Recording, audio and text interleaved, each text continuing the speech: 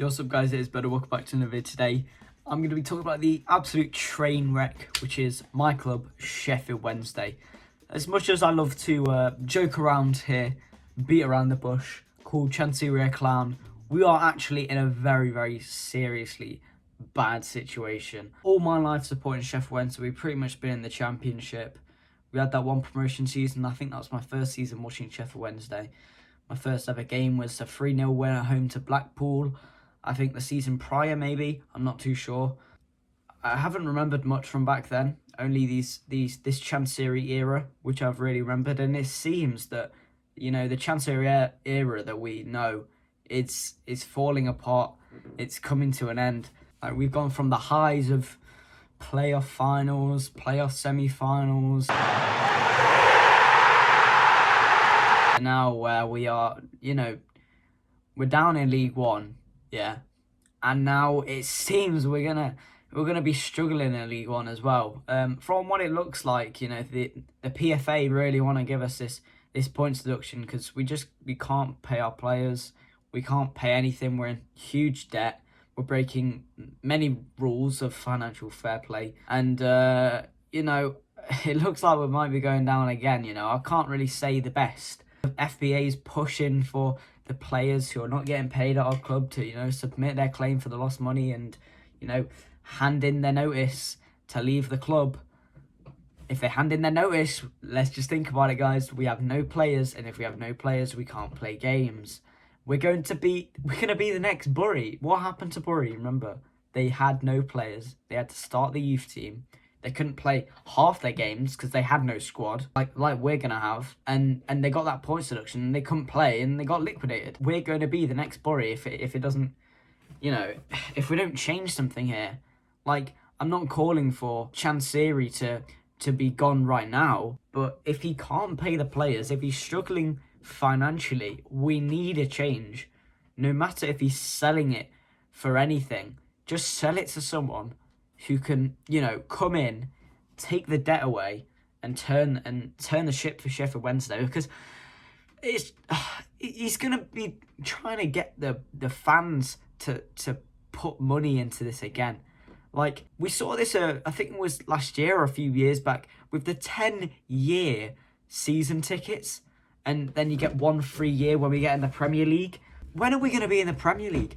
At this rate, I'll be happy to stay in League One this season. It's a joke. Like, he's going to be charging us again. He's going to be relying on the fans to give him money to get him out of this horrible debt. Because I don't see how another way he's going to get money from. Because he's already in awful debt. It's claimed he's in about 12-15 million debt just to the players and like the staff and stuff like that. And I reckon we'd need like a good, you know, double that maybe to you know, help us get through, sign a few players, get our season started at least, like at least a 30 mil, and then he's going to need regular cash flow to come in over the season. You know, it's just, where is he getting this money from? Unless the fans can go back to the games, which should be happening next season. However, right now, in this point in time, if it carries on the way it's going, we're not going to have any football to watch, guys. Now, I'm not saying to the fans, you know, donate to Chansiri, because realistically, you know, Sheffield is a working class city. Not everyone has the change to spare, and I'm telling you now, you probably shouldn't do it, because it might not go to a good cause. We might go under anyway. I'm thinking that we need a different person running this club, because Chansiri has made himself look like a clown for years now. You know, he's been calling out that Brentford had no ambition. Do any of you remember that when he said Brentford had no ambition? They're in the Premier League now, mate, and we're in League One. The guy that said we'd be getting Premier League football within 5 years has now driven us back down to League One, whilst, you know, all the other teams around us, all of our Yorkshire rivals, are doing so much better than us. You know, Leeds doing amazingly in the Premier League. Sheffield United, I mean, they've come down. It's been an awful year for Sheffield all round, but at least they're still in the Championship. At least they still have something to shout about. They're going to be contending, obviously, to promotion back into the Premier League. They've got a big squad. You know, They've got a lot of money to spend. They've got the parachute payments coming down from the Premier League. We're just struggling after coming down from the Championship, and I don't see it really turning around for Wednesday. I don't see us going back up anytime soon. I think really that's the least of our worries. We're just trying to avoid being the next Bury or the next Bolton. I mean, you got to rate Bolton. They have turned it around. They're going to be playing us next season. But if they won't be playing us if we don't have enough players to start the games. For God's sake, like Chansiri can't even pay back the people that paid for season tickets last season before the coronavirus. Like, for example, my family, we paid for season tickets for the 2020-21 season. Yeah, obviously COVID-19 came in, ruined everything, couldn't go to the games. But we haven't been paid back yet. Like, it's ridiculous. Like, I don't know how or where he's going to get some ridiculous amount of money that's going to help us get out of this anytime soon. I mean, in terms of players, we're losing players left, right and centre. Julian Burner looks like he's going to be going to Hanover. A few others going as well, or just on freeze anywhere. Jordan Rhodes, I think he's going back to Huddersfield. Like, there's loads of players just leaving left, right and centre. We're losing our team. We're losing structure. I don't know how many players we're going to have left. Obviously, Zazi Odigidi, probably one of our best youngest talents in the whole club. He was really looking like a great star for Wednesday. Obviously, I knew we weren't going to hold on to him. Same with Liam Shaw going to Celtic. But these young players, we're letting them go for dirt cheap. And it just pains me that we're letting these players go for so little money. I mean, including that 11 players that were released when their contracts ended. I mean that's probably a weight off their shoulders. That if they were still here, they wouldn't be getting paid anyway. Those 10 players, they were quality. We had the likes of Westwood in there, Tom Lees, Van Aken, Harris.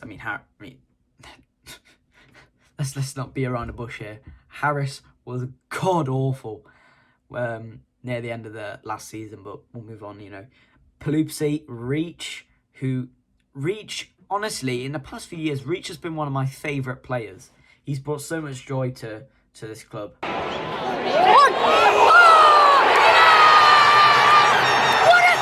It's sad to see him go. It's sad to see many of these guys go. Onto Baggio, I know he didn't get the respect that he deserved. It was quite he had really bad performances here and there. He did that thing against Forest that I know angered a lot of fans. Penny as well, we could have held on to him. He was quite good, quite a young player, good, prosperous talent, but it's just, for many of these players and for Wednesday himself, it's just not meant to be for us and these players, and it looks like it's going to be a very, very long, tough season next season. I'm really not looking forward to it, guys, to be honest. I've seen many ideas on Twitter of how we can make the money, people saying monthly payments from the fans, 10,000 fans to, throw money at the club. But this shouldn't be happening. It shouldn't be the weight of the fans to support the club. I mean, there is a chairman here that it's not run by the fans. The club, I know many clubs can be run by the fans, but our club is not run by the fans. It's run by a chairman who should be paying for all these things, but he's not. He's not. He's letting us down in some sense, you could say. And we have been let down as a club, as a city, by this one man and his tuna company.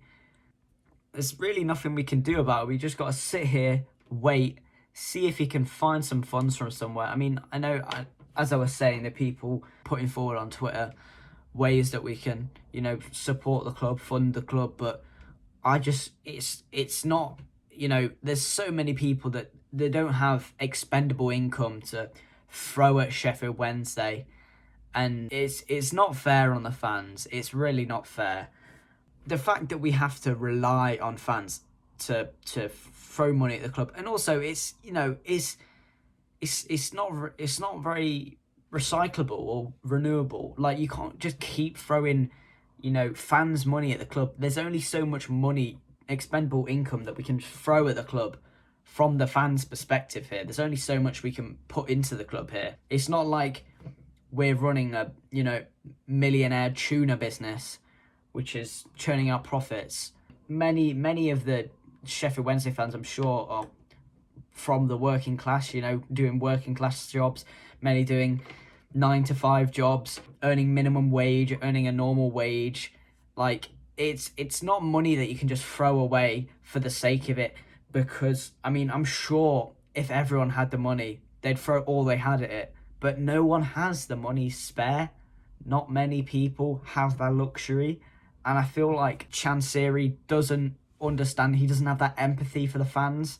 Like, when he was throwing forward these 10 5-year season tickets, he doesn't understand that how ridiculous that really is, that no one's going to be paying a couple thousand at once for a 10-year season ticket. It's just very, very silly and very, very ignorant on his part. It's similar with these with these chairmen that come from abroad. They just don't really understand the passion and the English football drive that keeps us moving as a community. I feel like these people, not to generalize them, but they just have this ignorance to our footballing community, our football roots, that they just don't understand what it means to us as fans. And it hurts because this is our club, the one that we've been following for years. He's only been part of this club for 5-6 years. I know there'll be many fans that have been part of this club, part of this community for decades, edging on maybe a century almost, if there's some fans out there that old. But it becomes part of your life, and he just doesn't understand that. If I didn't have Sheffield Wednesday, there'd be a hole in my heart. It's part of my personality almost. I have to talk about Sheffield Wednesday at some point in the day, and without Sheffield Wednesday, I don't know what I'd feel.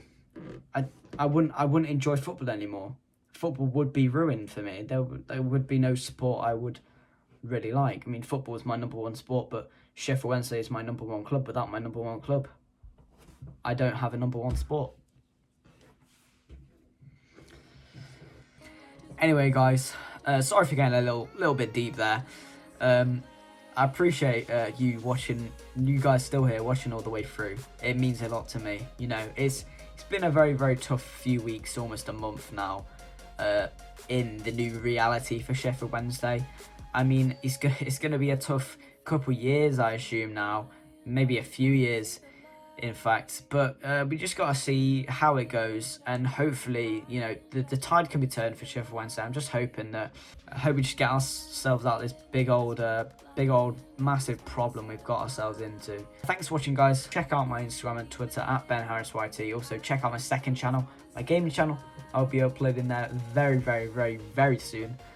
And make sure to like and subscribe for more content. As I said, the Euro 2020 prediction will be out probably tomorrow or Saturday, and then I'll be watching the Croatia game on the Sunday, either a live stream or a video, whatever you guys prefer. I might do a poll on my community tab again, see what you guys think.